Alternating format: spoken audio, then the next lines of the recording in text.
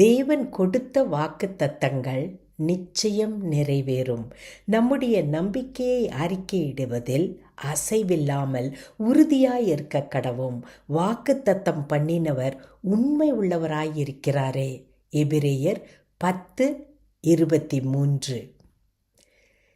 நம்முடைய வாக்குத்தத்தங்கள், தேவன் நமக்கு கொடுத்த வாக்குத்தத்தங்களை நாம் அறிக்கை செய்வதில் உறுதியாயிருக்க வேண்டும். ஏனென்றால் இந்த வாக்குத்தத்தங்களை கொடுத்தவர் உண்மையுள்ள தேவன். வாக்குத்தத்தங்களை கொடுத்தவர் நிச்சயமாக அதை நமக்கு நிறைவேற்றுவார். நாம் செய்ய வேண்டியதெல்லாம் எந்தவித பயமும் சந்தேகமும் இல்லாமல் தேவனுடைய வாக்குத்தத்தங்களை வாயிலே அறிக்கையிடுவோம். வாயிலே அந்த வாக்குத்தத்தங்களை அறிக்கையிட நம்முடைய விசுவாசம் பெருகும். நம்முடைய நம்பிக்கையிலே நாம் உறுதியாக இருப்போம். தேவனுடைய ஆசீர்வாதம் நிச்சயமாய் நமக்கு நம்மேல் தங்கும்.